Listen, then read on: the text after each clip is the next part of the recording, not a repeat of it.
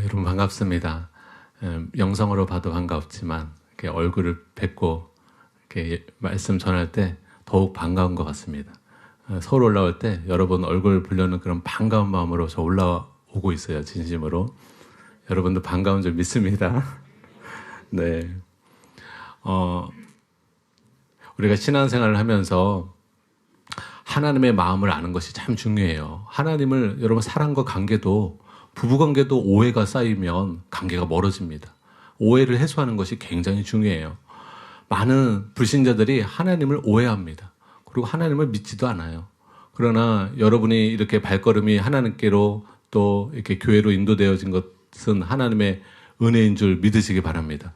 우연히 이렇게 교회에 인도되어지는 거 아니에요. 하나님의 사랑과 하나님의 은혜가 여러분의 발걸음을 이렇게 주일 아침 11시 예배에 경건하게 하나님께 예배 드릴 수 있도록 하나님이 여러분의 마음을 준비시켜 주신 것이고 여러분의 발걸음을 인도해 주신 줄 믿으시기 바랍니다. 그래서 교회에 오신 지 얼마 안 되시는 분들은 더욱 환영합니다. 잘 오셨습니다. 창세기 1장 2장과 계시록 21장 22장을 보게 되면 거기에는요 슬픔과 고통과 사망과 질병이 없어요. 왜냐하면 창세기 3장부터 뱀이 나오거든요. 창세기 3장부터 마귀가 나옵니다. 그리고 마귀의 유혹에 넘어간 아담과 하와가 선악과를 따먹음으로 죄를 짓게 되죠. 그래서 이 마귀의 유혹을 받아서 죄를 지으면서 이 세상에 저주와 질병과 고통과 분열과 모든 안 좋은 것들이 그때부터 시작이 된 거예요. 근데 이제 마지막에 예수님이 재림하시면서 마귀가 쫓겨나게 되고 이제는 완전히 하나님의 뜻이 성취되는 새하늘과 새 땅, 하나님 나라를 묘사하고 있는 21장, 22장, 계시록 21장, 22장에 보면 거기엔 또 완벽하게 어둠이 없습니다. 그래서 여러분 중에 아니 세상에 하나님이 살아계실 텐데 왜 이렇게 질병이 많고 고통이 많고 저주가 많고 왜 이렇게 살기가 힘든 거야? 말씀드릴게요. 이 세상 임금은 지금 마귀입니다. 하나님께서 인간에게 아담과 하와에게 이 세상을 다스릴 수 있는 권세를 줬는데 아담과 하와가 뱀에게 이 원수 마귀에게 지는 바람에 그 권세를 빼앗겼어요. 그래서 아담과 하와가 이 세상을 다스리는 것이 아니고 지금은 원수 마귀가 이 세상을 다스리는 것입니다. 그리고 동성애로 공산주의로 또 이슬람으로 또 갖가지의 죄악된 어둠의 세력으로 수많은 사람들을 미혹해 하는 것이에요. 여러분 그래서 이렇게 척박한 이 세상에서 우리가 신앙생활을 끝까지 잘하려면 무엇보다 중요한 것이 기도의 삶입니다. 말씀을 잘 읽고 하나님의 말씀을 잘 읽어야 하나님을 오해하지 않아요. 여러분이 성경이 진리라는 것을 믿고 성경을 계속 성령님을 의지해서 말씀을 읽다 보면요. 여러분 마음에 믿음이 생깁니다. 깨달음이 옵니다. 성경은 다른 책과 달라요. 실제 하나님의 영감으로 쓰여져서 여러분이 성령님을 의지하고 말씀을 읽으면 말씀에 빛이 비춰지고 깨달음이 임하고 지혜가 임하고 명철이 임합니다. 그리고 이 세상은 세계사가 보여요. 왜 역사가 이렇게 흘러왔는지 보이게 되고 앞으로 어떻게 이 세상이 흘러갈 것인지도 알게 됩니다. 그래서 여러분 하나님의 책, 하나님이 쓰시는 완벽한 책, 성경책을 가까이 하시고 꼭 읽어보시는 여러분 되시기를 예수님의 이름으로 축복합니다. 그래서 말씀 읽는 것과 동시에 중요한 것이 바로 기도 생활이에요. 기도할 때 우리가 하나님을 만날 수 있고 기도할 때 여러분이 환난 중에 하나님의 도우심을 받을 수 있기 때문에 여러분 기도 생활은 결정적으로 신앙생활에 중요합니다. 그래서 어느 한때 기도하는 게 아니라 규칙적이고 꾸준한 기도는요. 훌륭한 목회자를 만들고 훌륭한 신자를 만들 수 있습니다. 그래서 기도에 성공하는 것은 목회 성공의 비결이고요. 기도에 성공하는 것은 신앙생활을 잘할 수 있는 비결입니다. 그럼에도 불구하고 많은 신자들과 목회자들이 절망적인 환경이나 어려울 때는 기도를 결심했다가 그래서 기도를 시작하면 하나님의 위로도 받고 소망도 생기고 기쁨도 싹트고 마음의 평화도 임했다가 얼마간 기도한 후에는 또 기도가 안 된다는 이유로 힘이 빠진다는 이유로 더 이상 기도의 매력을 느끼지 못하고 기도를 등한히 할 때가 있습니다. 그래서 한때 열심히 기도하다가 어려울 때만 기도하다가 또 문제가 사라지면 기도하지 않는 성도님들이 많이 계신데요. 여러분 우리가 항상 깨어서 기도하는 것이 참으로 중요합니다. 문제가 사라진다고 문제가 안 오는 것이 아니라 우리가 항상 기도해야 문제에서 벗어날 수 있고 시험에 들지 않을 수가 있기 때문에 그렇습니다. 유명한 하나님의 사람 존 버년이 이런 말을 했어요. 수많은 사람들이 너무나 쉽게 영적인 것에서 형식적인 것으로 전락합니다. 특히 기도에 있어서 능력과 생명을 유지하는 것이 제일 어려운 일 중에 하나입니다. 여러분, 마귀는요, 하나님을 못 만나게 합니다. 여러분을. 그래서 신앙생활에서 제일 중요한 것은 말씀을 읽고 깨달을 때 믿음이 생기고요. 또 기도가 생명력이 있을 때, 여러분의 기도가 형식적이지 않고 수박 겉핥기의 그런 기도 생활이 아니라 여러분 기도할 때 하나님을 느끼고, 여러분이 기도할 때 하나님의 은혜를 경험하고, 여러분이 기도할 때 기도 응답을 받게 되고, 여러분 이렇게 되면요 신앙생활이 힘이 나고 신납니다. 기도하지 말라고 해도 막 기도합니다. 우리 오늘 사회 보신 박병거 목사님이 지지난주에 휴가셔가지고 울산에 장모님 댁에 계시거든요. 저희 울산 사랑하는 게 오셨더라고요. 휴가철인데 저희가 특별기도회를 하고 있는데 특별기도회를 참석하시는 거 이틀이나 연속. 그래서 아니 휴가 때 휴가를 즐기셔야지, 바다로 산으로 가셔서 힐링하셔야지. 하나님 앞에 나와서 이렇게 기도하는 게 너무 좋다고. 기도하는 게 내 힐링이 된다고. 근데 저는 그 말이 100% 공감해요. 제가 대학교 때 하나님을 만나고 그다음 매일 기도 생활을 했어요. 이렇게 지하 1층에서 기도했어요. 지하 1층 유아실에 아무도 없었어요. 거기서 하나님께 기도하면 처음에는 하나님을 이렇게 만나는 기도, 형식적인 기도였어요. 그래서 기도가 열심히 기도하는 사람도 이상하고, 막 방언 기도하는 것은 더 소름 끼치고, 그리고 막 눈물 흘리면서 기도하는 것도 이상하고, 왜 울어? 다 이해가 안 되더라. 근데 제가 기도하면서 주님을 만나니까 그게 다 이해가 되는 거예요. 자기가 경험 못하면 이게 설명해 줄 수 없는 영역이 있어요. 여러분 기도하는 중에 하나님을 다 만나시게 되시기를 예수님의 이름으로 축복합니다. 여러분 그게 삶의 위로예요. 고난 중에 여러분이 살 수 있는 비결입니다. 진심으로 하나님 앞에 기도하며 나아갈 때 여러분의 기도가 생명줄이 되어서 하나님과 연결이 되고 하나님과 동행할 수 있는 삶의 비결이 바로 기도입니다. 그래서 오늘은 어떻게 하면 효과적으로 기도할 수 있는가, 그 비결에 대해서 여러분과 말씀을 나누도록 하겠습니다. 첫째로 한번 따라해 보겠습니다. 효과적인 기도 생활을 하려면 무엇보다도 졸음을 경계해야 합니다. 네, 성경에 보면 예수님께서 베드로와 세베대의 두 아들을 데리고 겟세마네 동산에서 올라가 기도하셨어요. 그런데 3명의 제자들이 똑같이 잠을 이기지 못하고 골아 떨어졌어요. 이런, 예수님이 지금 십자가의 죽음을 앞두고 계신데 제자들은 졸고 앉아 있는 거예요. 그러니까 이 기도할 때 잠이 굉장히 그 방해 세력입니다. 그래서 예수님께서 한동안 기도를 하신 후 와서 보니까 제자들이 모두 잠에 들고 있었어요. 그때 예수님께서 제자들, 특히 베드로에게 책망하며 이런 말씀하셨습니다. 마태복음 26장 40절에서 41절인데 우리 같이 한번 읽겠습니다. 시작. 제자들에게 오사 그 자는 것을 보시고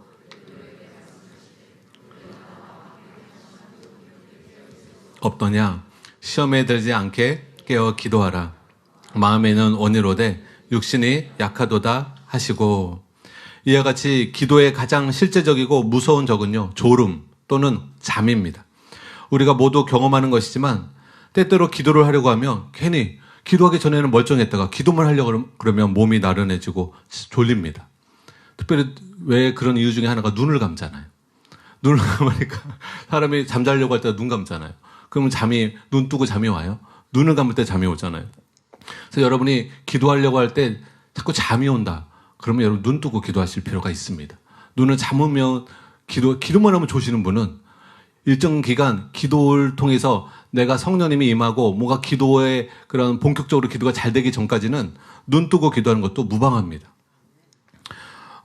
그러면 베드로를 쓰러뜨렸던 이 잠의 유혹을 어떻게 이길 수 있는가?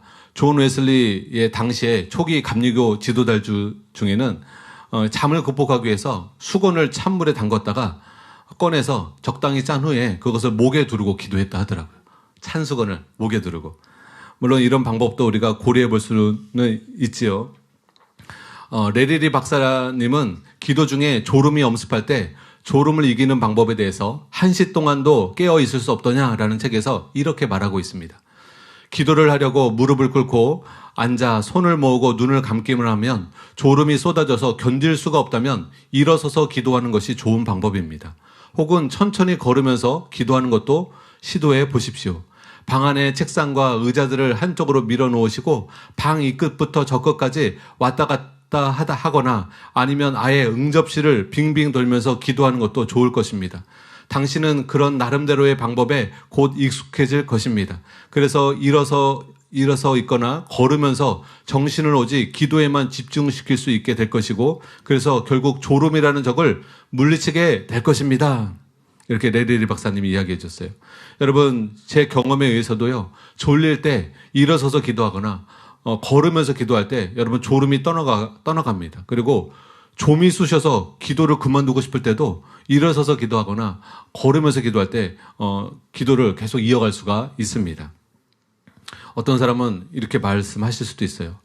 예수님이 기도하는 사진을 봤더니 눈을 감고 무릎 꿇고 기도하던데 왜 눈을 뜨고 서서 기도하고 왔다 갔다 해도 되는 것이냐. 성경에는요, 눈 감고 기도하라는 말이 어디 곳에도 없다는 거 아세요? 우리의 선입견이에요. 성경에서는 어디에도 눈 감고 기도하라는 말이 없어요. 간절히 기도하라고 그러지. 믿음으로 기도하라고 그러지. 그래서 눈 뜨고 기도하는 거 상관없어요. 졸음이 올 땐 차라리 눈 뜨고 기도하시는 게 졸음이 안 오십니다. 그리고 무릎 꿇고 기도하라는 소리도 아무도 없어요. 우리 한국 사람이 유독 무릎 꿇고 기도해요. 그래서 연골이 나가고 무릎 건강을 다 해칩니다. 저도 낙타 무릎이라는 거에 은혜 받아가지고 무릎 꿇고 기도해서 뭐 낙타 무릎처럼 됐다는 거에서 이 은혜가 되더라고요. 얼마나 기도했으면 하나님 내 무릎도 낙타 무릎이 되게. 무릎 상합니다, 여러분. 미국 사람처럼 앉아서 기도하셔야 돼요. 무릎 꿇지 마세요. 물론 어쩌다가 한번 무릎 꿇고 왜 사람이 이제 무릎 꿇고 기도하면 간절하게 기도가 되거든요. 근데 그게 무릎 건강에는 안 좋아요. 그래서 어쩌다 한번 무릎 꿇고 기도하는 건 괜찮지만 여러분 보통 때에는 앉아서 기도하시거나 서서 기도하시거나 또 여러분의 몸이 아프신 분은 누워서 기도하셔도 상관없어요. 하나님은 중심을 보시기 때문에 어디 버릇없이 누워서 기도하나요? 하나님은 마음을 보세요. 몸이 아픈데 어떻게 좀 누워서 기도해도 하나님 다 여러분 자녀가 아픈데 부모가 왔다고 빨리 안 일어나 그러겠어요, 여러분? 뭐죠? 열이 펄펄 나고 좀 쓰러져 있는데 누워 있어라. 부모님이 괜찮아 누워 있어 일어나지 마 그러죠. 하나님이 여러분이 편안한 상태에서 졸지 않고 집중해서 기도할 수 있는 상태면은 뭐든지 가능합니다. 성경은 단지 기도하라고 명령할 할 뿐이지 여러분 눈 감고 기도하라, 무릎 꿇고 기도하라는 말은 없기 때문에 그것에 매이지 마시기 바랍니다.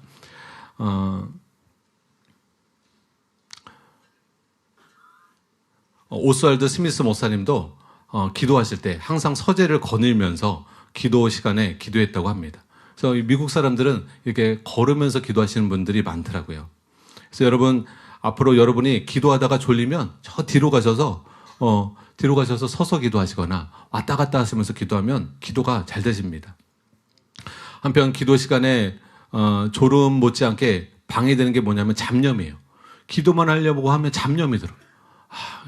고지서 내야 되는데 냉장고에 그 코드 뽑고 왔나? 가스불은 끄고 왔나? 가스불 안 끈 것 같다. 기도만 하려면 딴 생각이 드시는 분이 있어요. 그런 분은 어떻게 되느냐? 왜 기도할 때 불을 어둡게 하고 왜 기도할 때 찬양을 크게 하느냐? 하나님께 집중하시라고. 큰 소리로 기도해야 잡념이 떠나갑니다. 여러분, 기도가 잘 될 때, 이미 주님과 연결됐을 때는 작게 기도하거나 묵상 기도해도 상관없어요. 깊이 있게 기도가 됩니다. 묵상 기도에. 근데 아직 내가 하나님과 기도줄이 안 잡혔어. 아직 이게 잡념이 많이 공격이 있어. 그럴 때는요, 부르짖어야 돼요. 하나님, 그래서 주여 삼창을 왜 하느냐? 그 다 믿음의 선조들이 지혜롭게 하는 거예요. 하나님께 집중하려고 주여 삼창하는 거예요. 주여! 잡념 떠나갑니다. 주여! 주여! 하면서, 아버지! 하면서 막 처음에 열심히 막 기도하면서 하나님께 나아가야 돼요. 그래야 마귀의 잡념에서 내 기도가, 방해받지 않습니다. 여러분, 연 날릴 때 처음부터 유유하게 날리는 거 아니에요. 처음에는 냅다 떼야 돼요. 연 잡고 연줄 잡고 팍 떼어서 연이 어느 정도 올라가면 그다음부터 이제 바람을 이용해서 이렇게 늘렸다 줄였다 하면서 하는 거죠. 그런 것처럼 기도도 처음에는 힘쓰고 애쓰는 게 필요합니다.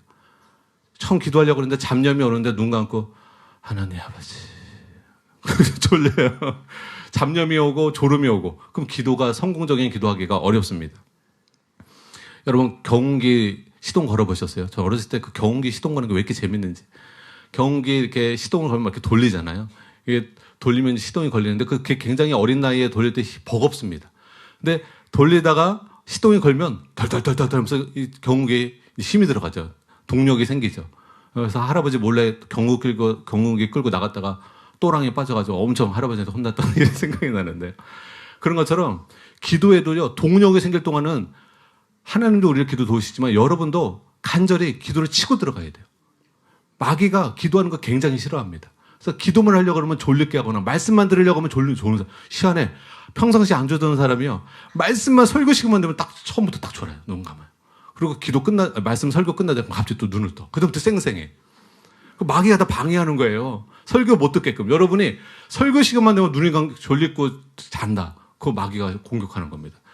일어서서 저 뒤에 서서 정신 차리고 설교를 들으셔야 돼요. 기도할 때도 마찬가지예요. 기도 시간만 되면 나른하고 졸리고 잡념이 가득하다. 뭔가 방해를 받고 있는 거예요. 그런 분일수록 소리를 크게 내어서 여러분 잡념을 극복하며 소리를 내면서 부르짖어 기도하시기를 바랍니다. 여러분, 하나님은요, 단순히 우리 입술의 기도를 들으시는 거 아니라 우리의 마음의 부르짖음을 들으세요. 한번 따라해 보겠습니다. 내 입의 기도를 들으시는 것이 아니라 내 마음의 부르짖음을 들으신다.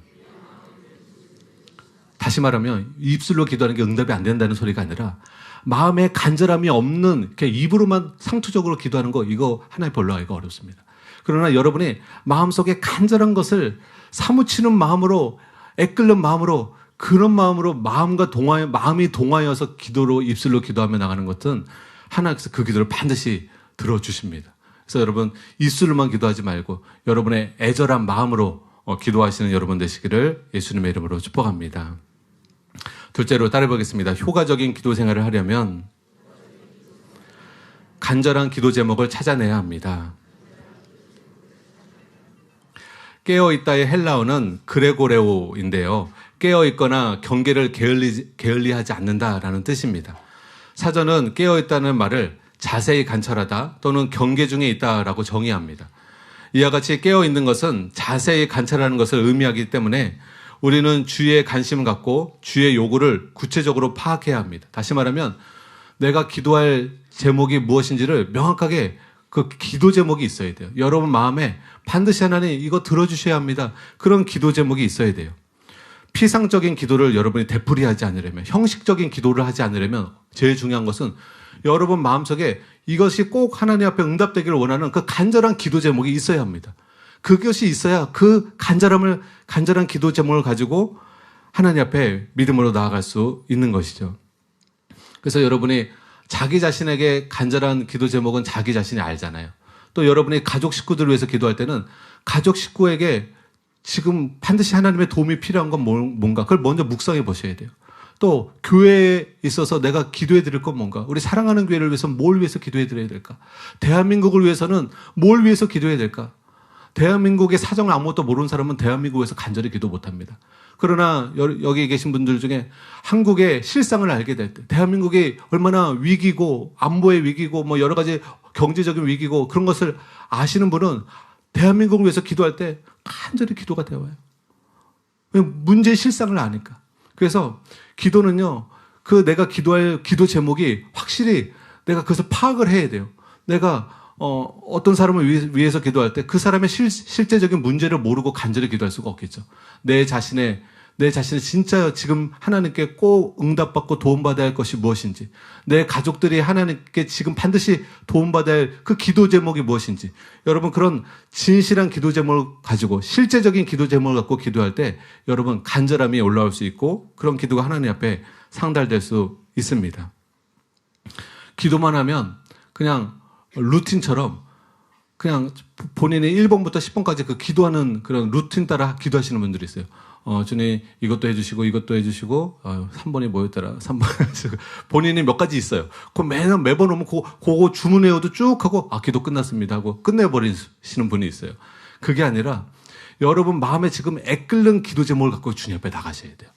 애끓는 기도 제목. 여러분 자녀가 아프세요? 얼마나 그게 간절해요. 얼마나 하나님의 도움이 필요합니까? 그러면 그 자녀를 위해서 애끓는 마음으로 기도할 때 하나님이 응답해 주세요. 작년에 저희 아버님이 피부암에 걸리셨어요. 그래서 이마에 이제 피부암 걸린 게 보이시더라고요. 그래서 조직 검사도 했는데, 큰 병원에서 조직 검사도 했는데 암으로 판정이 되었어요. 여러분 들으신 분도 있겠지만. 그래서 제가 그때 특별기도회 때 2주간인가 3주간 특별기도회를 울산에서 했는데요. 얼마나 간절했는지 몰라요. 기도할 때마다 아버님이 암 투병하시니까 저 암으로부터 치유되기를 간절히 눈물을 흘리며 애절하게 기도했어요. 정말 마음이 타들어가는 것처럼 아버지를 치유해달라고 기도했어요. 근데 놀랍게도 하나님께서 우리 아버님의 피부암을 치유해 주셨습니다. 아버님이 너무 감사하셔가지고 수술도 안 하고 치유가 되셔서 팔순 잔치 원래 가려고 했는데 다 취소했는데 아버지가 다시 가자. 내가 돈 다 댈게. 니네가 기도해줘서 내가 치유받았다. 고맙다. 지금 매일 헬스장 다니면서 건강을 유지하고 계세요. 여러분, 애절하게 기도하면요, 하나님은 그 기도를 응답해 주시는 거예요. 제가 최근에는 우리 자녀들이 하나님께 더 헌신하면 좋겠다. 정말 주님을 위해서 살면 좋겠다. 그래서 저희 자녀들 놓고 간절히 기도했어요. 잔소리하지 않고 하나님이 직접 우리 자녀들에게 말씀하셔서. 그랬더니 자녀들이요, 제가 한마디도 말한 적이 없는데 스스로 두중인 전도단에 지원을 했더라고요. 그래서 매주 서울에 있는 한 자녀는 부천 사랑하는 교회를 다니고 한 자녀는 서울 사랑하는 교회를 다녀요. 왜 그런지 모르겠어요. 부천에 사랑하는 교회 다니는 친구는 부천에서 전도를 하고, 서울 사랑하는 교회 다니는 자녀는 여기 뭐예요? 석천호수? 네, 거기 가서 어제도 전도하고 왔다 하더라고요. 너무 기쁜 거예요. 너무 감사한 거예요. 내 자녀들이 하나님과 돈독하게 기도 생활을 하고 말씀을 읽을 뿐만 아니라 전도의 삶을 살고 있다는 게 너무 감사하더라고요. 여러분, 이렇게 부모로서 간절히 기도하면 자녀들을 하나님이 응답해 주시고요. 자녀로서 부모님을 위해서 간절히 기도하면 하나님께서도 부모님을 만져주시는 줄 믿으시기 바랍니다. 그래서 여러분, 여러분의 자녀 하나님의 도움이 필요합니까? 안 필요합니까? 안 필요해요? 안 필요해요. 이 세상이 얼마나 척박한데 여러분의 자녀들을 위해서 간절히 기도하시기 바랍니다. 여러분의 부모님들, 연세 있는 부모님들, 돌아가시기 전에 반드시 예수님 믿고 천국 가셔야 되잖아요. 그러니까 어떻게 부모님을 위해서 대강 어떻게 기도합니까? 내 사랑하는 아버지, 내 사랑하는 어머니 절대로 지옥 가지 않게 해달라고 애절하게 간절하게 여러분 기도하는 여러분 되시기를 예수님의 이름으로 축복합니다.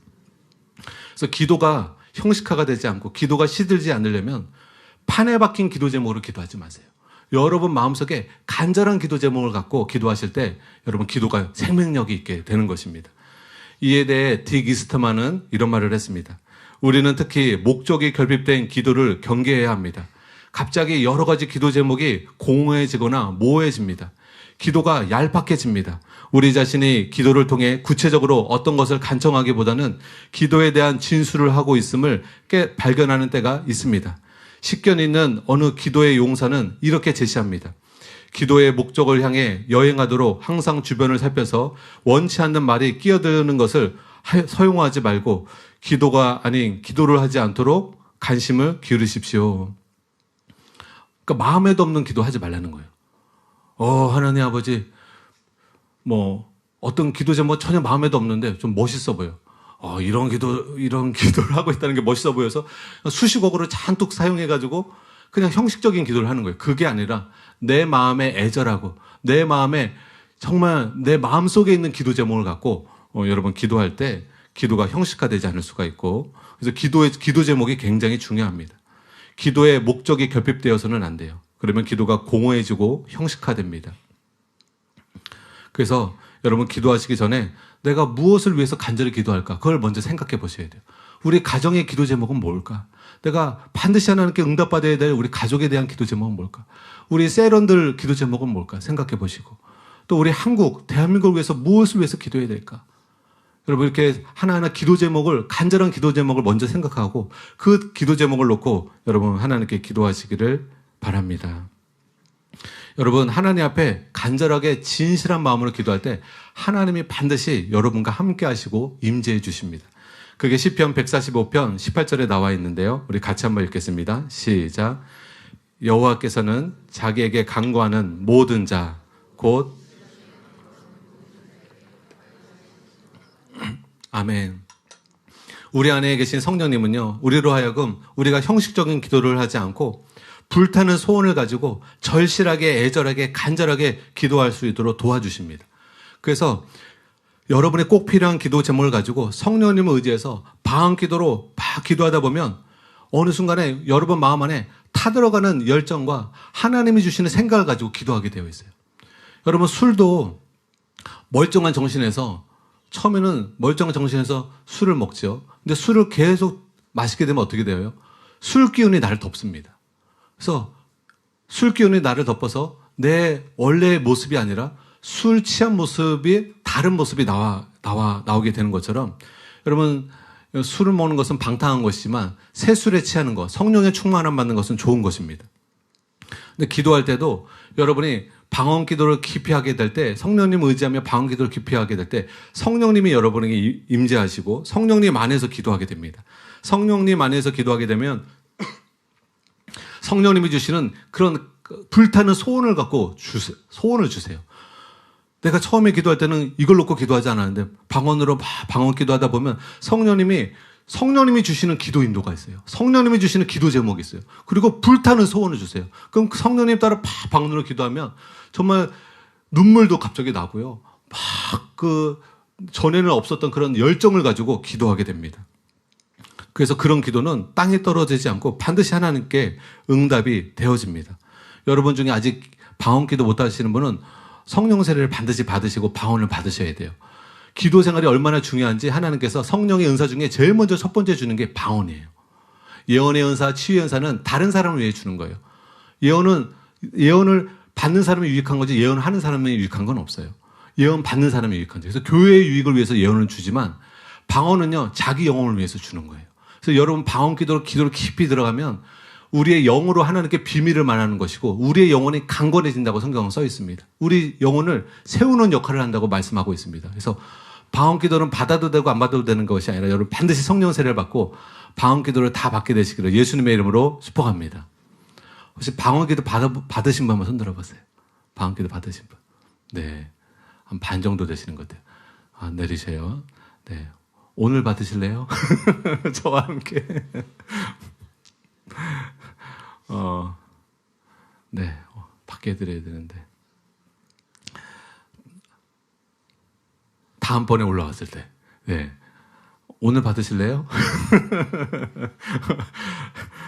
네, 그 말씀 전하다 감동함이 있으면 오늘 하고 안 그러면 다음에 제가 올라왔을 때 방귀도 못 받으신 분이 성령 세례 받으실 수 있도록 도와드리도록 하겠습니다.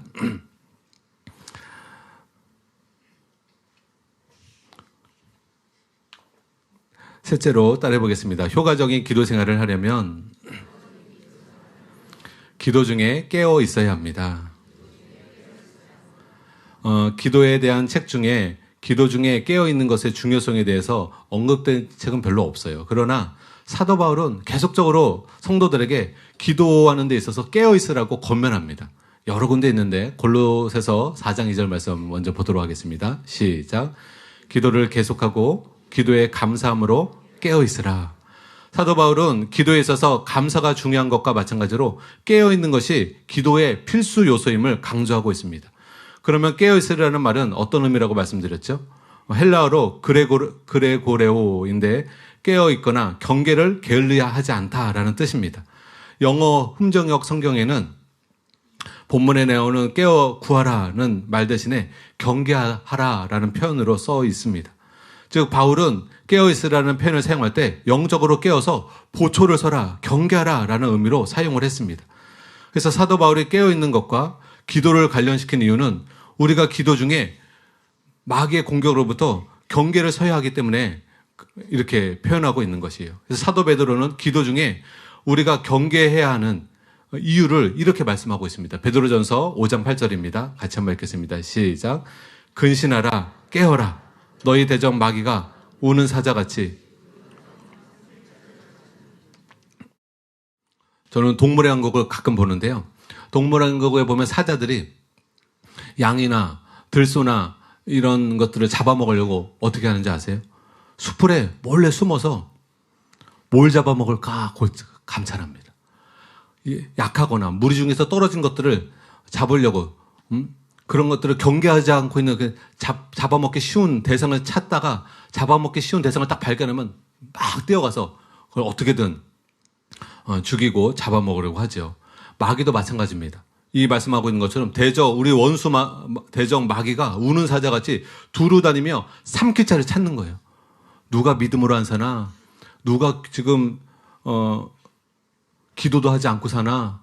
누가 지금 말씀도 읽지 않고 사나? 누가 공격할 대상인가? 마귀는 틈만 있으면 우리를 공격하려고 합니다. 그러므로 우리가 틈을 내어줘서는 안 돼요. 틈을 내어주지 않을 뿐만 아니라 항상 마귀가 공격하지 못하도록 깨어 기도해야 합니다. 사도 바울은 에베소 교인들에게 하나님의 전신갑주를 입으라고 말한 후에 기도에 있어서 깨어 있을 것을 다시 한번 강조합니다. 제가 읽어드릴게요. 에베소서 6장 18절입니다. 모든 기도와 간구를 하되 항상 성령 안에서 기도하고 이를 위하여 깨어 구하기를 항상 힘쓰며 여러 성도를 위하여 구하라. 사랑하는 여러분, 예수님이 밤이 맞도록 기도한 적도 여러 번 있고 새벽에 기도하신 적도 많고 사역하다 말고 갑자기 한적한 곳에서 기도하십니다. 예수님은 거룩한 분이고 하나님의 아들이심에도 불구하고 예수님도 기도가 절실하게 필요한 거예요. 하나님의 능력과 은혜로 주님의 일을 감당할 수 있는 거기 때문에 하나님의 은혜와 능력이 임할 수 있도록 예수님도 기도했다면, 예수님의 제자들도 기도했다면 우리는 얼마나 이 세상을 살면서 여러분 기도해야 되는지 여러분 꼭 마음속에 이 기도의 중요성을 마음속에 꼭 새기시기를 예수님의 이름으로 축복합니다. 그래서 사도 바울은 이 영적 전쟁을 배경으로 하면서 모든 성도님들을 향해서 깨어서 기도해야 된다. 성령 안에서 무시로 기도해야 된다라고 말하고 있어요. 무시로라는 단어는 모든 시간을 의미한다고 단순하게 생각하기 쉬운데 더치 시츠는 이런 말을 했습니다. 이 무시로라는 말은 특별히 카이로스의 때를 가리킨다. 헬라어에서 시간을 가리키는 단어가 두 가지가 있어요. 하나는 일반적인 시간을 말하는 크로노스라는 헬라어가 있고요.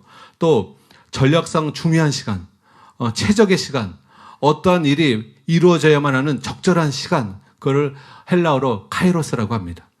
우리는 사랑하는 가족, 교우들을 위해 일반적이고 규칙적인 시간에 기도해야 합니다. 그뿐만이 아니라 성령님께서 갑자기 내 가족을 위해서 기도하게 하실 때, 갑자기 누군가를 위해서 기도하게 하실 때, 그때가 바로 카이로스의 때입니다.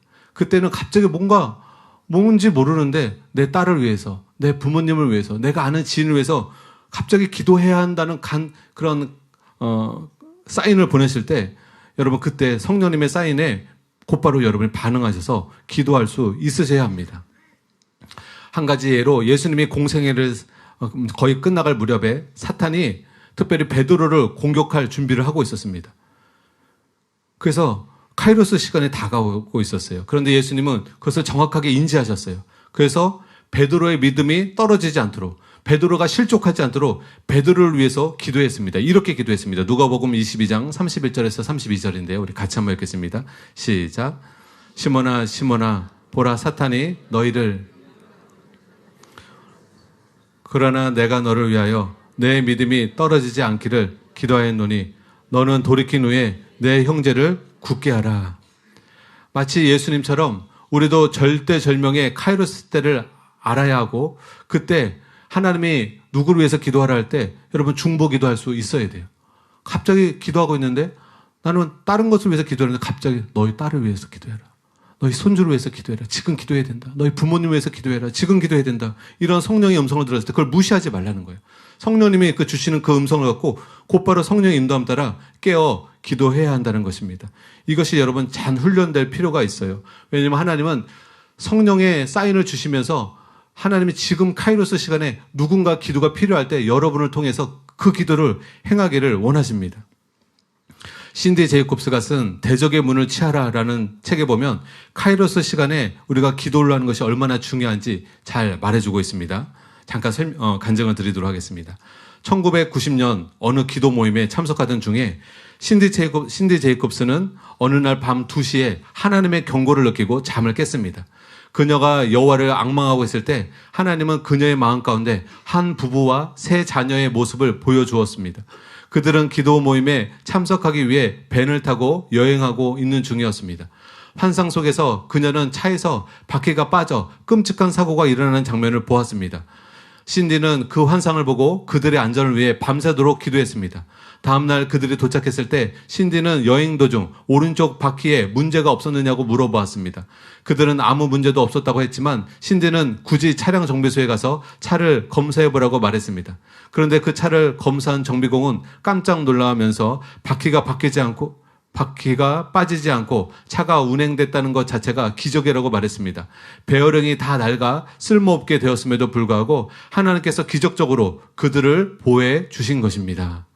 이처럼 정작 그들은, 차 주인들은 몰랐지만 신디 제이콥스를 통해서 하나님이 이들이 사고 나지 않도록 보호 기도를 행하게 하신 거예요.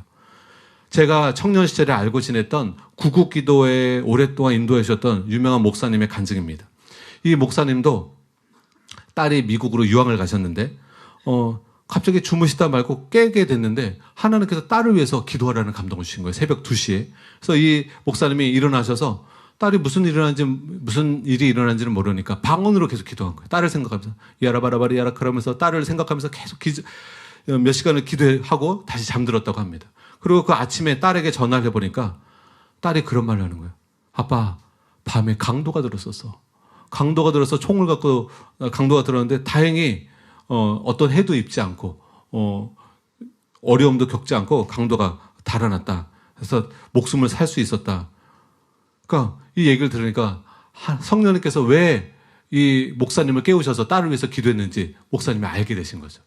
여러분, 이처럼 여러분 안에 여름이 거듭났고 여러분 안에 성령님이 계시기 때문에 성령님이 갑자기 누군가를 생각나게 하면서 기도할 것에 대해서 음성을 주실 때 여러분 반드시 그 음성에 바르게 반응해서 방언으로 기도하면서 여러분 중보기도 해주시기를 예수님의 이름으로 축복합니다. 이게 기도 중에 깨어있는 모습입니다. 왜냐하면 사단의 계계를 미리 알아채고 성령님께서 중보기도로 인하여서 사단의 공격이 미치지 못하도록 어려움을 당하지 않도록 사단의 계계를 무력화시키는 거예요. 이에 대해 더치시치는 이런 말을 했습니다. 하나님의 계획은 사단의 계계에 대해 우리에게 경고하시고 우리를 일깨우시는 것이다. 이것은 단순한 사실로부터 유추해낼 수 있다. 즉 하나님은 단순의 계계에 대해 무지하지 말라고 말씀하셨습니다. 따라서 그분은 분명히 우리에게 사단의 계계에 대해 가르쳐 주시기를 원하시는 것이다. 만약 우리에게 깨어있으라고 말씀하셨다면 그분은 분명히 우리가 깨어있는 동안에 경고해 주실 것이다. 하나님은 우리에게 아무런 능력도 주시지 않은 채 뭔가를 하라고 요구하시는 분이 아니기 때문이다. 우리는 항상 경계하고 깨어있어야 한다. 그렇지 않으면 우리는 사단의 공격과 계계에 대한 하나님의 경고를 깨닫지 못할 것이다. 만약 우리가 깨어서 경계하지 않으면 우리가 사단의 계계를 알지 못한다면 그는 더 큰 부분을 차지하게 될 것이다. 예수님도 사단이 공격하기 전에 먼저 시험에 들지 않도록 깨어 기도하셨잖아요. 가룟 유다를 통하여서 결국은 대제사장들과 함께 로마 병정들이 예수님을 잡으러 왔을 때, 죽이러 왔을 때 예수님은 그 전에 이런 일들을 감지하셨어요. 그래서 하나님께 기도하면서 이 시간들을 잘 이겨낼 수 있도록 깨어 기도하신 것처럼 여러분 이 방언 기도하며 여러분 항상 기도에 깨어 있어야 할 이유는 우리가 마귀의 공격과 마귀가 주는 시험에 들지 않도록 여러분이 마귀의 공격으로부터 벗어날 수 있도록 시험에 빠져나올 수 있도록 여러분 항상 깨어 기도하시는 여러분 되시기를 예수님의 이름으로 축복합니다. 이제 마지막인데요. 넷째로 효과적인 기도 생활을 하려면 깨어서 성령의 인도에 민감하게 반응해야 합니다. 여러분 신앙생활은요 다 성령님 의지해야 돼요. 보혜사 성령님을 의지하지 않고는 다 형식적인 기도생활, 형식적인 설교시간, 성식적인 예배드리게 됩니다. 그래서 신령과 진정으로 예배하기 위해서도 성령님을 의지해야 되고요. 기도도 제대로 기도를 깊이 들어가서 하나님과 연합이 되려면 성령님 안에서 기도해야 되고 성령으로 기도해야 됩니다. 그래서 성경에 보면 성령 안에서 기도하십시오. 성령으로 기도하십시오. 이런 말씀들이 많은데요. 조금도 이상한 일이 아니에요. 성령의 도움이 없이는 효과적인 기도를 할 수가 없고 성령의 도움이 없이는 여러분의 기도가 피상적일 수밖에 없습니다. 종교적일 수밖에 없습니다. 그러나 성령님의 도우심을 구하면서 성령님을 의지하면서 성령님을 겸손한 마음으로 의지하면서 성령의 인도 따라 기도하면요. 여러분의 기도 시간이 굉장히 흥미롭고요. 매일 똑같지가 않습니다. 신기하게도. 성령님 따라 기도하고 성령님 안에서 기도하면요. 기도하는 시간이 판에 박히지 않아요. 지루하지 않아요. 북극의 오로라가 항상 다르다 하더라고요. 여러분, 하늘이 지루하지 않아요. 맨날 하늘이 똑같은 모습이면 얼마나 지루해요. 근데 하늘이 매번 다르잖아요. 구름이 매번 다르고. 그런 것처럼 성령님은요, 우리를 기도로 인도하실 때 매번 다르게, 새롭게 우리를 인도해 주십니다. 그래서 그냥 성령님 없이 내가 그냥 1번부터 10번까지 기도 제목만 쭉 읊고 오는 게 기도 생활이 아니라 성령님 안에서 성령님께서 나를 주장하시고 성령님께서 나를 인도하시는 대로 성령님을 의지하면서 기도 생활을 하시면 여러분 기도하는 시간이 굉장히 새롭고요. 매번 새롭고 여러분의 심령이 기도하는 가운데 하나님의 은혜로 충만케 되실 줄 믿으시기 바랍니다. 그래서 성령님의 도움이 굉장히 기도 시간에 필요해요. 이에 대해 레만 스트라우스는 이런 말을 했습니다. 어떤 사람이 저에게 성공적인 기도 생활에 대해서 가장 중요하고 위대한 비밀이 무엇이냐고 묻는다면 저는 성령 안에서 기도하는 것이라고 대답할 것입니다. 라고 말했습니다. 또 존 라일 감독은 이런 말을 했어요. 저는 영적으로 기도하는 것이 얼마나 중요한가를 말씀드리고자 합니다. 무슨 뜻이냐 하면 기도 중에 우리는 어떠한 형식보다는 성령님의 도움을 항상 받아야 한다는 것입니다. 우리가 하는 기도의 뼈와 윤곽이 습관적으로 어떤 형식을 가지고 있다면 내용물은 가능한 한 성령의 인도하심으로 채우도록 노력합시다 라고 말을 했습니다. 또 마지막으로 레르리 박사는 이런 말을 했습니다. 항상 성령님에 대해 민감하시고 매사에 있어서 성령님께서 인도하시는 대로 기도를 드리십시오. 왜냐하면 하나님께서 당신에게 성령을 보내신 것은 당신의 기도를 도우시고 당신을 위해 말할 수 없는 깊은 탄식으로 기도하게 하기 위해서이기 때문입니다. 당신이 기도 언어를 사용하는 것과 성령 안에서 기도하는 것, 그리고 성령님의 지시에 귀를 기울임으로써 영적으로 민감해지는 것을 배우십시오. 매일의 기도 시간이 항상 같은 식으로 진행되어야 한다는 생각은 버리시기 바랍니다. 전지전능하신 하나님께서 당신을 조용히 팔꿈치로 찌르시거나 아니면 마음속에 강력한 감동을 주실 때에는 그 인도하심에 따르십시오. 왜냐하면 성령님의 선택과 인도하심은 결코 잘못되는 법이 없기 때문입니다. 그러므로 성령님께 대하여 민감해지시고 그분의 지시에 따라 유연하게 순종하는 법을 배우십시오 라고 말하고 있습니다. 그러면 기도를 할 때 성령으로 기도하는 것, 바꾸어 말해서 성령님의 도우심을 받아 기도하는 것은 왜 이렇게 중요할까요? 그것은 사도 바울의 글에 잘 나타나 있는데요. 로마서 8장 26절에서 27절에 이렇게 말씀하고 있습니다. 제가 읽어드리겠습니다.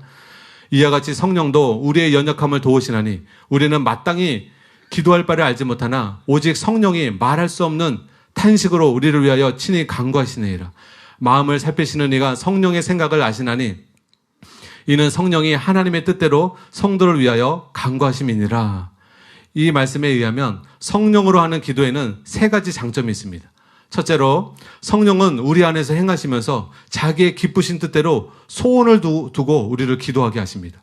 하나님 뜻대로 우리 안에 소원을 두고 기도를 인도하세요. 우리가 기도할 때 하나님 뜻대로 기도해야 응답이 되는데 하나님의 뜻을 잘 모르는 사람은 엉뚱한 기도를 해요.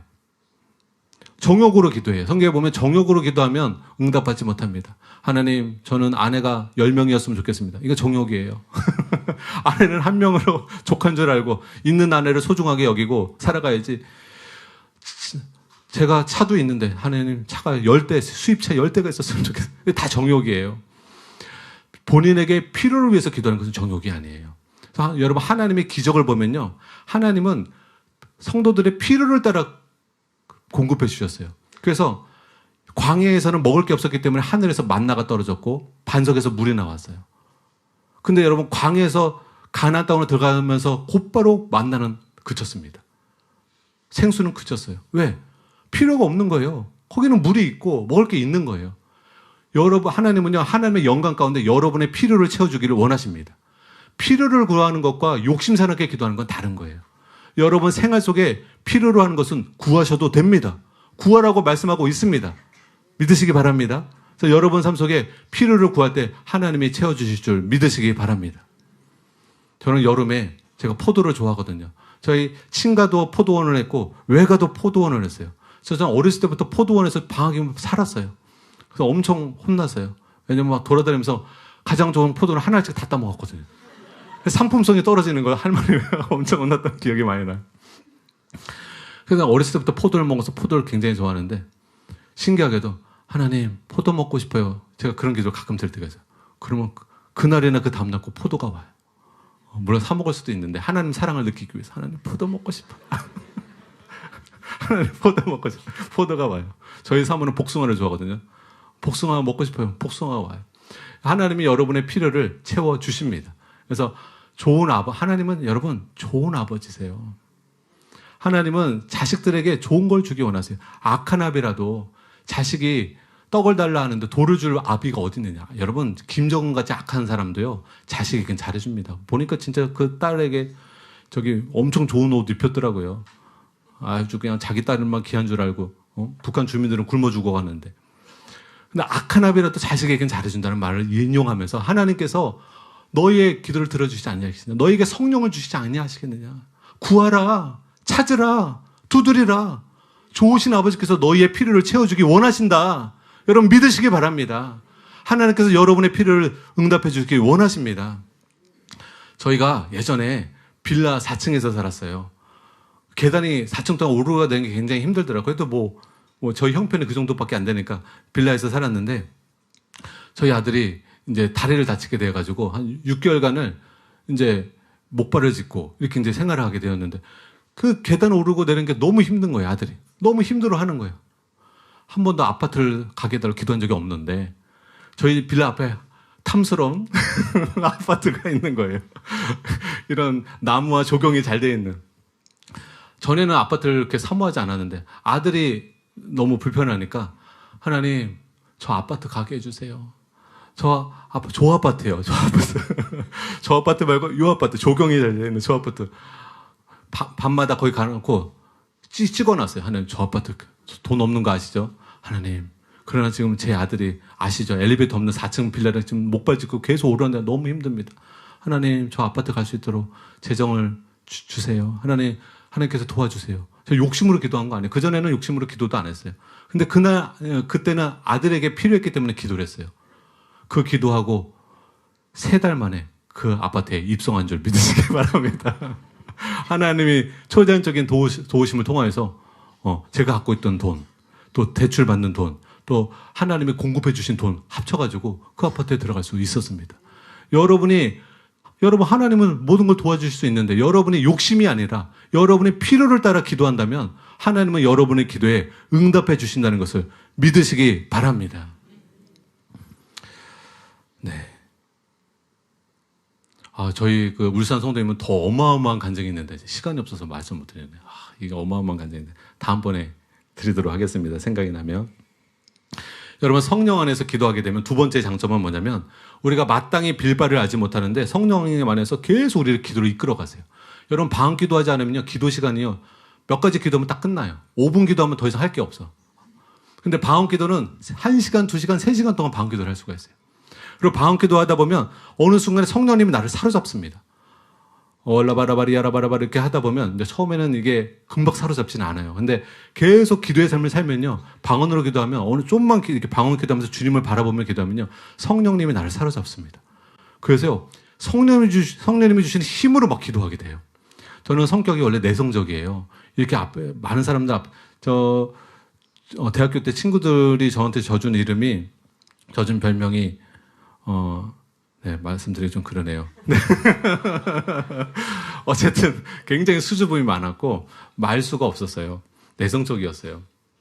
그래서 기도할 때 정말 고상하게 기도했어요. 하나님 아버지, 다른 사람 들리지 않게 고상하게. 저희 어머니랑 한 15년을 천주교 다녔었거든요. 천주교에서는 다 고상하게 기도합니다. 우아하게. 라바라바라 이렇게 안 해요. 우아하게.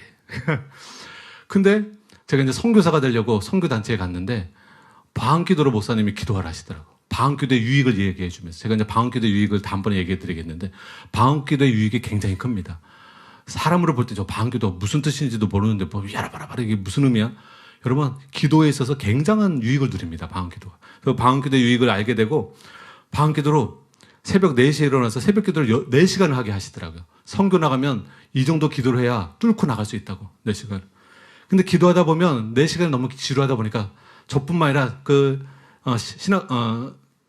선교사가 되려고 오신 모든 형제 자매들이 같이 다 졸고 있어요. 저도 졸고 있고. 그럼 이제 목사님한테 혼나기도 하고 책망 맞기도 하고 그랬는데, 목사님 그러시더라고요. 졸리면 일어서서 막 다리면서 기도하라고. 소리 크게 내서 기도하라고. 그래서 제가 그 목사님 말씀에 순종해가지고 졸릴 때마다 일어나서 아까 말한 것처럼 방언으로 야라바라바라 기도를 했는데, 어느 순간에 한 3시간 정도 기도가 되는데 성령님이 저를 확 압도해버린 거예요. 그래가지고 내성적이고 성격이 소심한 전데 올라바라바라바라바라바라바라 오토바이 지나갈 때 시끄러운 소리처럼 빵 깨다가 막 저도 내가 왜 이래? 나도 이해할 수 없고 막 하나님의 능력이 임한 거예요. 권능이 임한 거예요. 막 그러니까 힘에 압도돼서 기도를 하는 거예요. 성령님께 압도되어서 기도하는 거예요. 제가 아닌 거예요. 성격성은 소심하고 내성적인 사람인데 거기 있는 사람들 다 깜짝 놀랐어요. 막 졸 두고 있다가 제가 성격도 내성적인 제가 일어나가지고 막 기도하고 나니까 또 같이 기도하더라고요. 여러분, 성령님은 능력이세요. 여러분이 방언 기도를 계속 하다 보면 성령님이 여러분을 압도하게 되고 성령님이 여러분의 기도 생활을 이끌어 나갑니다.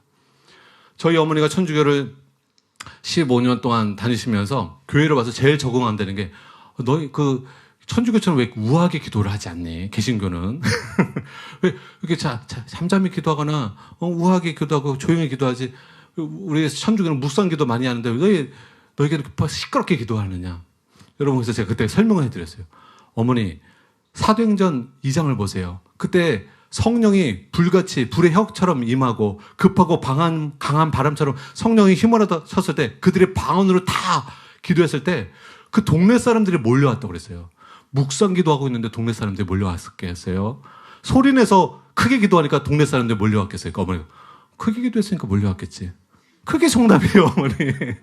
성경에 나와 있는 대로 기도해야 되는 거예요. 내 스타일이 아니라. 저도 엄마 내성적이잖아요. 그러나 방언으로 힘차게 기도했을 때 진짜 하나님이 만나지더라고요. 어머니도 그렇게 해보세요 하고 이제 저희 사모하고 어머니가 성령 세례 받고 방언 받게 해드리도록 기도해드렸더니 어머니 방언을 받으셨어요. 그다음부터는 지금 방언 기도가 임하셔서 매일 2시간씩 기도하고 계세요. 방언 기도 임하기 전까지는 그렇게 오래 기도 못 하셨어요. 근데 지금은 매일 방언 기도하면서 저를 위해서도 기도해 주시고 자녀들을 위해서 기도하시고 교회를 위해서도 매일 그렇게 기도하신다 하시더라고요. 여러분, 다 오늘 기도의 영이 임하시기를 예수님의 이름으로 축복합니다. 여러분이 중보기도의 삶을 살게 되시기를 예수님의 이름으로 축복합니다. 그래서 여러분이 가족을 살리고 여러분의 기도가 나라를 살리고 여러분의 기도가 교회를 깨우는 그런 기도자가 되시기를 예수님의 이름으로 축복합니다. 마지막으로 결론을 말씀드리고 마치겠습니다. 여러분, 여러분의 기도가 힘이 있으려면 마지막으로 하나님의 말씀을 믿고 기도하시는 것이 굉장히 중요합니다.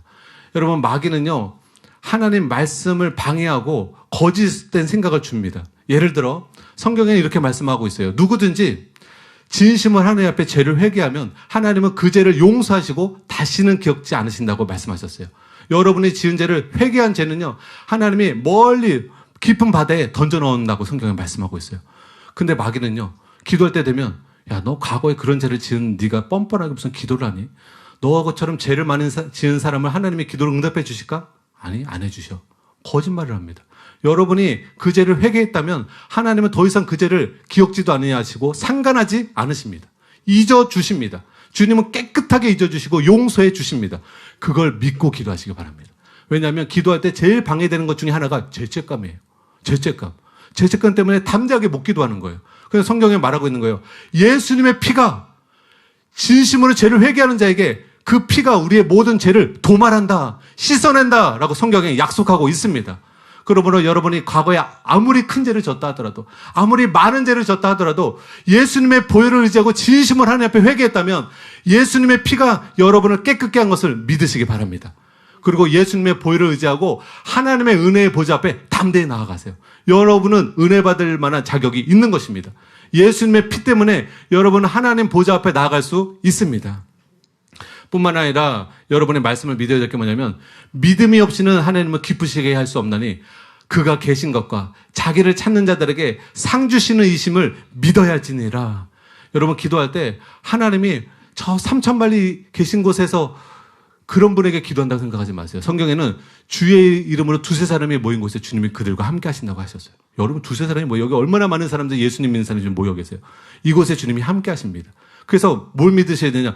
하나님이 지금 내 기도를 듣고 계시고 나와 함께 하심을 믿고 바로 내 앞에 계시고 내 안에 계시는 그 주님께 기도하며 나가세요. 삼천만리 저 우주 끝에 계신 하나님께 기도하는 게 아니라 여러분 옆에 계시는 여러분과 함께 하시는 그 주님을 의식하며 믿으며 기도하세요. 그 다음에 뭐라 그랬어요? 믿음이 없이는 하나님을 기쁘시게 못하는 그가 계신 것과 자기를 찾는 자들에게 반드시 상 주시는 이심을 믿어야 할지니라. 여러분 하나님을 찾는 것 자체를 하나님이 정말 기뻐하세요. 여러분이 겸손하니까 하나님을 찾는 거예요. 겸손은 뭐냐? 하나님 앞에 겸손하다는 것은 나의 한계를 알고 나의 부족을 알고 하나님을 전심으로 의지하는 것이 겸손이에요. 하나님은 겸손한 자에게 은혜를 베푸십니다. 믿으십니까? 하나님은 교만한 자. 난 하나님 없이 하나님 없이 나 살아. 난 내 주먹을 믿어. 난 내 머리를 믿어. 나는 내 경력을 믿고 나는 내 돈을 믿어. 하나님을 의지해. 교회 다니는 사람은 다 유약한 사람들이야. 그런 사람들 많아요. 교회 다니는 사람은 다 유약한 사람이나 하나님 믿는 거야. 그 사람 볼 때는 유약한 사람이지만 하나님 보실 때는 겸손한 사람입니다. 교만하기 때문에 하나님 앞에 물리침을 받는 거예요. 교회는요, 누가 오는지 아세요? 똑똑한 사람이 오는 거 아니에요. 오히려 똑똑하지 않은 사람이 교회 옵니다. 오히려 잘생기지 않은 사람, 미모가 뛰어나지 않은 사람이 오고 약한 것들, 천한 것들, 부족한 사람들이 교회에 와서 겸손하게 하나님을 의지해서 하나님의 도우심을 받고 은혜를 받으면서 변화되고 성장하고 돌파하는 것이에요. 대한민국이 유일하게 그 난민의 지원을 받으면서 난민을 도와주는 나라가 된 것이 대한민국이 유일하다 하더라고요.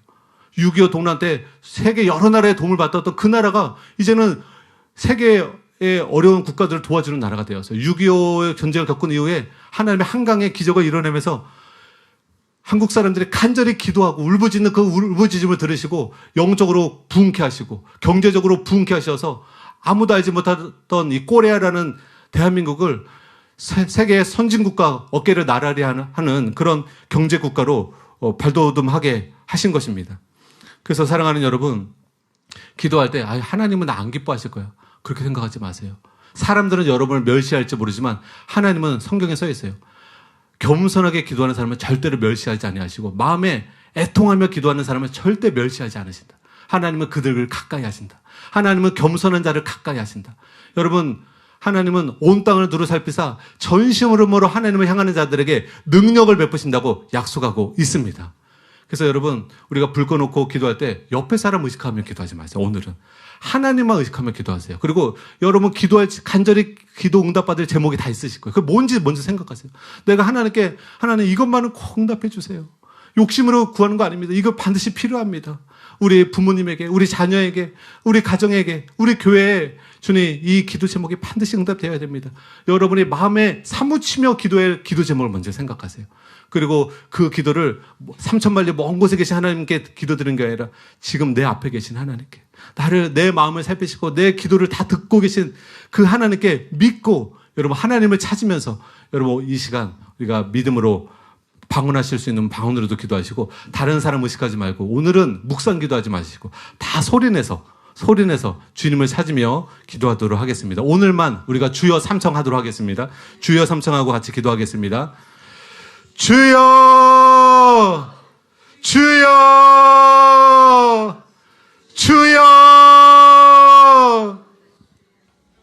하나님 아버지, 주님의 은혜가 필요합니다. 우리가 믿음으로 간절함으로 기도합니다. 피상적으로 기도하고 싶지 않습니다. 형식적으로 기도하고 싶지 않습니다. 아버지, 예수님의 보혈을 의지하고 죄를 회개합니다. 아버지, 우리의 죄를 회개합니다. 그리고 은혜의 보좌 앞에 나아가기 원합니다. 주님, 담대히 아버지 앞에 나아가기 원합니다. 예수님의 보혈로 우리를 씻어주소서. 주님, 우리의 크고 많은 죄를 씻어주소서. 더러운 죄를 씻어주소서. 내 마음으로 지은 죄, 내 행동으로 지은 죄, 내 생각으로 지은 죄, 모든 죄에서 정결케 하여 주시옵소서. 정결케 하여 주시옵소서. 거룩하신 예수님의 보혈로 깨끗이 씻어주시옵소서. 그리고 주님, 우리 하나님은 좋으신 아버지이십니다. 아버지, 악한 아비라도 자식에게 좋은 것을 줄 줄 아는 거죠. 하물며 천부께서 성령을 너에게